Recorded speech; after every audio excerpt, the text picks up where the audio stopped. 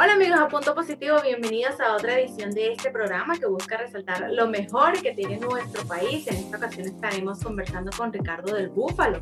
Él es comediante, comunicador social y guionista de radio, televisión e incluso contenido para redes sociales, quien desde su trinchera, como él lo describe, se ha dedicado a luchar por los derechos humanos de nosotros como ciudadanos y por resaltar lo mejor que tiene nuestro país y defenderlo incluso fuera de las fronteras. Hola Ricardo, bienvenido a Punto Positivo. Te traemos acá porque tienes una propuesta bastante interesante a través de tu web show y básicamente todos tus perfiles en las redes sociales. Cuéntanos un poquito cómo ha sido esta mezcla entre ser un comediante y ser un defensor de los derechos humanos. Mira, ha sido una búsqueda. Desde hace 4 años empecé a hacer stand-up comedy con derechos humanos. Fue con un taller que era mitad taller, mitad show de comedia, en el que enseñábamos a universitarios sobre distintos derechos humanos, el derecho a la vida, a la salud, el debido proceso, etc. Y lo hacíamos con la organización Un Mundo Sin Mordaza. Éramos los comediantes Josué Ochoa y yo, y el abogado Claudia Manresa y Cristian Chincotti, Chiara la hermana. Y hacíamos esta especie de taller para enseñarle a los estudiantes, mira, porque estas son violaciones de derechos humanos, y nosotros lo que hacíamos era explicárselo con humor. Entonces ese fue como el comienzo y comencé a verle como un lado muy positivo, que es que yo podía estar aportando, a pesar de estar solamente entreteniéndolos, podía llevarles una información que era importante para ellos, que ellos supieran, ¿no? Información de calidad y que les ayuda a tomar decisiones, que además genera, digamos, promueve valores democráticos, promueve la libertad, la esperanza. Entonces le empecé a agarrar el gusto allí, y después hice un web show donde hablábamos también de derechos humanos y promovíamos valores democráticos. Hice un disco, bueno, un EP de canciones satíricas que va más o menos por ahí, pero trato, para mantener un balance, de no meterle los derechos humanos como que de frente, sino de lado, ¿sabes? Es como, sí. Yo lo veo como cuando un papá le está dando comida a su hijo y su hijo no quiere comer, porque qué fastidio esta información que me estás dando, pero te juego al avioncito. Ese es como el chiste, ¿no? El chiste funciona porque te comas la información, y más o menos así lo veo, y ha sido una búsqueda interesante. Es divertido y al mismo tiempo me parece necesario, ¿no? Sobre todo en un país como el nuestro. Sí, nada más que bastante innovadora tu propuesta, porque la gente suele ver a los comediantes como que el que hace el chistecito, el que me hace reír, el loquito, el que está en otra onda, pero nada que ver. O sea, los comediantes, y sobre todo los de este país, tienen un nivel de responsabilidad social muy elevado, no se hacen los locos. De hecho, su comedia va del día a día, de lo que vive, y tú que haces stand-up, los stand-up también van mucho de eso, de tu crianza, de cómo ha sido el país en el que creciste, de todo este tipo de cosas que la gente tiende a subestimar. A mí me parece que eso es una búsqueda interesante desde el punto de vista artístico. A mí me gusta poder hacer humor, comedia e incluso crítica desde la música, desde la comedia, porque siento que es algo... Uno está funcionando en el exterior. Hay como una especie de auge desde hace unos 10, 15 años de humor informativo, de sátira. En Estados Unidos, por ejemplo, los programas periodísticos más confiables para la audiencia norteamericana son los programas de sátira y los programas de humor, como el de John Oliver, el de Jon Stewart, que ahora lo tiene Trevor Noah. Son comediantes que lo que hacen es hacer periodismo, pero desde la comedia, con una mirada periodística. Entonces, eso es lo que he intentado buscar, porque yo soy comunicador social de formación. Entonces yo dice, bueno, no quiero alejarme por completo del periodismo, entonces voy a tratar de hablar de mi vida, hablar de lo que me pasa, como cualquier comediante de stand-up, pero también hablar de los temas que me parecen importantes para la sociedad, ¿no? Entonces he tratado de hacer esa búsqueda que a mí me parece interesante. No, y te queda muy bien, porque aparte eres escritor de guiones para radio, televisión, creas contenido en las redes sociales, eres compositor de música. wow, haces muchísimas cosas y además eres locutor, has estado en varios programas de radio. Háblanos de esa faceta como locutor y cómo ha sido atravesar por todo esto con el tema de la censura, con el no puedes decir esto, puedes hacer esto. ¿En qué momento ya dejaste de sentirte cómodo en la radio o piensas seguirlo haciendo o cómo está esa etapa ahorita en tu vida? Bueno, mi experiencia como locutor ha sido sobre todo en mi podcast, que no he experimentado censura porque como sale en internet, pues todavía no hay una censura hacia allá. Mi mayor experiencia de censura en radio fue cuando fui guionista de Calma Pueblo, que fue un programa que salía por la Mega en las mañanas y fue censurado por un chiste que se hizo sobre un niño y un tema con Cristiano Ronaldo, con una especie de alusión a un tema ahí estético de las cejas y una cosa que se puede malinterpretar. Pero a raíz de eso se abrió un procedimiento administrativo por medida cautelar. Sacaron el programa del aire y esa fue la primera vez que la censura me tocó. Me hizo así, con el dedito, ya no tienes trabajo. El chiste no lo he escrito yo, pero bueno, yo trabajaba en ese programa y era un programa muy escuchado y se hacía mucha crítica política desde el humor. Y a mi parecer se hacía buena crítica, ¿no? O por supuesto se hacía humor de todo y a veces era muy atrevido y por eso quizá al gobierno no le gustó y lo censuró. Desde entonces no he estado en la radio, no he tenido un trabajo en la radio ni como guionista ni como locutor. Creo que ese fue como un cierre para mí, decirme esto, si ya no vas a poder hacer esto que a ti te gusta, entonces no lo vas a poder hacer tampoco como locutor y no he ni siquiera intentado ingresar a la radio, ofrecer un programa o algo por el estilo, alguna emisora. Sí, porque debe ser además un poco frustrante que tú quieres exponer tus ideas, exponer lo que piensas y que no es nada malo, sino que simplemente te van a cerrar las puertas y te van a decir que no se puede. Claro, exactamente, entonces no me quiero arriesgar a eso, tampoco quiero arriesgarme no sé, a arruinarle el trabajo a alguien porque cierren una emisora por mi culpa, por un chiste que quise hacer, entonces no, prefiero quedarme en mis ventanas, en mis redes sociales donde yo puedo hacer lo que quiero, ¿no?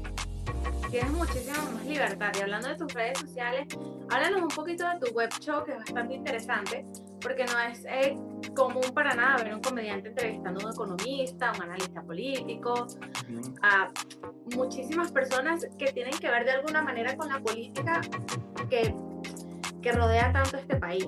O sea, ¿cómo ha sido esta etapa de tu vida? ¿Cómo has tratado de llevarlo de alguna manera que no sea tan pesado, aparte del humor? Porque hay momentos que son serios, que nadie le puede meter humor a lo que pasa en este país. ¿Cómo has hecho para manejar este programa? Mira, eso ha sido un reto para mí, porque yo quiero tener conversaciones largas y tendidas de, no sé, media hora, una hora con los especialistas a los que puedo entrevistar, por ejemplo, no sé, Francisco Monaldi, Paola Bautista de Alemán, que son personas que están muy metidas en el tema o de la economía, de la política, del petróleo, y quiero realmente ahondar en el tema. Entonces sé que lo puedo hacer porque tengo el espacio, puedo montar los videos de 5 horas si me provoca en YouTube, o sea, es una libertad que tengo, pero hacerlo más entretenido es lo que me ha costado, porque pues quizá a mí me interesa hablar de 1 hora sobre política, sobre economía, pero probablemente la gente de mi edad no quiera saber nada de eso, menos si vives en Venezuela, lo que menos quieres saber es el problema que vives todos los días. Entonces ha sido ese reto de mantenerlo interesante, serio, una conversación realmente detallada, profunda. El lado de entretenimiento me ha costado más, ¿no? Entonces eso sobre todo en el podcast, porque yo tengo una versión que es web show, que es más pequeña, de episodios de 6, 7, 8 minutos, donde sí le hago el guión y lo hago como más chistes, ¿no? Pero en el caso del podcast me ha costado hacerlo más entretenido porque yo quiero entrevistar a este tipo de personas, quiero entrevistar a gente que me hable sobre lo que está pasando, ¿no? Porque siento que eso es lo que aporta más valor a la gente, que tú puedas ver una entrevista que se hable claro y raspado sobre lo que está pasando sin los problemas de censura en la radio, ¿no? Entonces me ha costado un poco, pero intento balancearlo con los invitados. A ver si invito a alguien súper serio y a veces invito a un músico o un artista que podemos hablar de cosas mucho más relajadas. Claro, para que no sea tan monótono tampoco y no aburra a tu audiencia. Claro, ese es el reto, no aburrir con un tema que es tan aburrido que es la política. Sí, y hablando de la comedia, cuéntanos cómo ha hecho un comediante para sobrevivir en pandemia, porque ya no puedes hacer stand-up, ya no puedes presentarte en los restaurantes, los pocos que quedaban acá en Caracas. ¿Cómo has hecho a raíz de que empezó todo esto? Sabemos que los podcasts han sido una salida para ustedes increíble, pero aparte de eso, supongo que tú como comediante y teniendo tanto contacto con el público te hace falta. Me hace mucha falta. Me he presentado online, para eventos online. No es lo mismo, pero a veces se parece un poquito, porque uno puede poner algunas que otras risas y uno tiene el feedback del público que es como tan necesario, ¿no? Por lo menos para el stand-up. Afortunadamente hago algunas otras cosas, hago locuciones, hago videos para marcas, para organizaciones con las que puedo trabajar y colaborar, y eso me ha mantenido trabajando por lo menos y afortunadamente he tenido bastante trabajo, ¿no? Entonces, por ese lado, extraño el stand-up, pero afortunadamente puedo hacer otro tipo de cosas. Aquí tengo todos mis equipos, mi cámara, mis luces, con las que puedo grabar y hacer algunas cosas. ¿Estás preparado siempre? Sí, claro. Y ahora cuéntanos un poquito acerca de tus canciones informativas. Primero quiero que me hables sobre la canción que tienes con David Comedia y Alejandra Otero. Miss Marines. Que es bastante interesante y es una crítica, es muy realista. Es una de mis canciones favoritas porque desde el punto de vista musical me retó mucho. Una de las primeras canciones desde el punto de vista, por ejemplo, musical, tienen como 8, 9 acordes. Usualmente yo uso mis canciones, tienen 3, 4 acordes, más de eso no. Entonces me retó desde ese punto de vista musical. Me retó desde el punto de vista lírico, de la letra, porque esa canción la tenía escribiendo por 2 o 3 años más o menos y no le encontraba la vuelta, no la había publicado porque no sabía realmente qué quería decir la canción. Ya la canción vivía sola en mi computadora, tengo 8 versiones, una cosa que cada vez volvía y no la encontraba, y descubrí que era un dúo, que era como una persona hablando con otra persona. Entonces en ese dúo lo que hice fue meterle una tercera persona. Era un dúo como con una mujer que quería que llegaran los Marines y otra persona que le dice, mira, vale, no, esto probablemente no pasa. Entonces dije, bueno, esta persona obviamente tiene que ser María Corina, y surgió el tema de Capriles, de las elecciones. Perfecto, yo voy a hacer de Capriles, pero necesitamos a Guaidó, porque Guaidó como el líder de la oposición hay que meterlo del lado, o sea, no puede no salir. Y también metimos a Guaidó como el tema de, digámoslo así, como el que no, ni esto ni lo otro. Entonces... El mediador. Ajá, entonces por ese lado fue divertido contactar a Alejandra, le gustó mucho la canción. Incluso la primera versión que le mandé me dijo, mira, ese final nos va a meter presos, cámbialo. Y lo cambió. y tenía muchas versiones. Fíjate que al principio dice, los esperaré sentada aquí en mi oficina y les diré, my name is María Corina. Eso lo dice al principio. Eso antes era en la letra. Fíjate que ni siquiera pensaba que iba a ser María Corina. En la letra era, los esperaré sentada en un puerto de La Guaira y les diré, mucho gusto, yo soy Yajaira, porque era una tipa cualquiera, ¿no? Ese nombre es Yajaira. Claro, era una chama cualquiera que estaba esperando a los Marines. Y después dije, no, vamos a hacerlo sobre los políticos y la pelea que tienen los políticos de oposición. Y me pareció perfecto, porque es el callejón sin salida en el que están metidos. Uno pide esto, uno pide lo otro, uno quiere lo otro, y al final lo que hacen es pelearse entre ellos. No llegan a ningún lado. No llegar a ningún lado, ni realmente unirse, que creo que es lo que necesitan, estar unidos para lograr lo que quieran lograr. Entonces, por allí, al final quedó como me gustaba. Le quité el segundo verso para que no durara, estaba durando 4 minutos. Le quité el segundo verso y fui del coro al puente, directo y así duró 2 minutos y 20, que me parece suficiente, que era casi muy largo. Sí, no, y el mensaje, por supuesto que llega. Sí, Claro que sí, además que se viralizó muchísimo.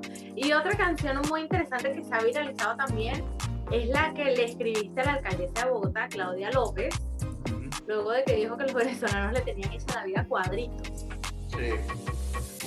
Ella... Cuéntanos ese proceso, o sea, porque además fuiste bastante respetuoso, hablaste con cifras, hablaste con base, no dijiste ninguna loquera. Cuéntanos cómo fue ese proceso para escribir esa canción. Yo estaba leyendo, yo había visto el video como 2 días antes y yo dije, no me ofendió, o sea, no me indignó, porque yo he tratado cuando leo Twitter de sembrarme una barrera emocional para no indignarme de buenas a primeras. Trato de indignarme después de que tengo información, más información. Entonces yo decía, si ella lo dice, debe ser que tiene cifras de que los venezolanos están incurriendo en más delitos. Entonces no me indigné. Después investigué otro día, al día siguiente, algo así, vi unas cifras de Migración Colombia, o sea, de todos de cada 100 delitos, 96 los hacen los colombianos, 4 los hacen los cometen los extranjeros, y esos 4 no son todos venezolanos. Ahí yo dije, entonces está mal, está completamente mal. La alcaldesa me puso a investigar, conseguí algunos artículos donde daban más cifras de los venezolanos que están presos en Colombia, cifras de los que están los que han detenido en los últimos 5 años, y así descubrí todas estas cifras y yo digo, esta señora está completamente equivocada, su comentario fue netamente xenofóbico. Además que su comentario despertó comentarios xenofóbicos en las redes sociales en más de un 900%. Una locura. Sí. Cuando tú ves una figura de autoridad haciendo un comentario como ese, lo que hace es legitimar la autoridad de la gente, la xenofobia de la gente. Entonces yo sentí que debía responder, porque también en uno de esos artículos leí que 5 de cada 10 colombianos sienten que la inseguridad es culpa de los venezolanos. O sea, es un tema de opinión pública y de percepción, no de realidad. Entonces sentí que yo debía alzar mi voz sobre ese tema. Porque si es un tema de percepción, al final es pura mentira, ¿no? O sea, no se basa en ninguna realidad. Y la idea es que los colombianos sientan empatía con nosotros. Entonces, por eso sentí que debía alzar la voz. Afortunadamente llegó hasta Colombia. Hay gente de Bogotá que me ha escrito, que llegó en grupos de WhatsApp de gente de Bogotá, ese tipo de cosas que me alegra mucho porque necesitamos esa empatía de los colombianos de bien, que estoy seguro que son mucho más que los xenofóbicos, sí, claro. Pero igual hay que alzar la voz, ¿no? Hay que dejarnos... Igual que los venezolanos. Los que hacen mal son pocos, pero hacen mucho ruido. Entonces ese es el problema. Claro. Fíjate, son 12.000 que metieron presos en 2019, pero hay 2 millones. Eso no es ni el 1%. Es muy bajo. Es muy bajo. Y obviamente vamos a exportar malandros también. Hemos exportado todo tipo de gente, vamos a exportar malandros también. Pero que los metan presos, cuando el argumento es hay que deportarlos, se convierte en una narrativa de que los venezolanos que están en la calle hay que deportarlos, porque si están en la calle van a ser malandros mañana. Se vuelve un tema de xenofobia y no un tema de realidad de que están cometiendo el crimen. Claro, no hay un equilibrio en las declaraciones de ella, y así ha pasado en otros países, no nada más en Colombia con Claudia López. Claro. Que de verdad es complicado para los venezolanos de bien que están allá buscando trabajar y salir adelante. Y había gente que criticaba, cosas que yo puedo entender la autocrítica, así, bueno, nosotros también insultábamos a los colombianos, decíamos que el que robaba en Venezuela era un colombiano, pero no es lo mismo que lo diga la gente a que lo diga un alcalde o una alcaldesa. Sí. Eso es lo que tenemos que entender, que por más que uno pudo haber estado en esa situación, yo no recuerdo porque yo me crié en Barquisimeto y nací en los 90, o sea, en Barquisimeto no había colombiano en esa época, así que yo nunca viví ese tema. Sé que pasó, por ejemplo, en varias ciudades del país, donde se denigraba a los colombianos que venían huyendo de la guerrilla, de la guerra, pero no es lo mismo que la crítica la haga la gente a que la crítica la haga una persona con poder. Es muy diferente, y eso hay que entender. Sí, es bastante diferente. Y ahora, cambiando el tema, nos vamos de Colombia a Italia, donde tú naciste precisamente. Sí. Entonces, que eso es algo que me tiene bastante curiosa, tú habiendo nacido en Italia, continúas en Venezuela a pesar de toda esta situación, teniendo como irte, teniendo esa facilidad de repente la documentación, se te hace más fácil llegar y conseguir un empleo.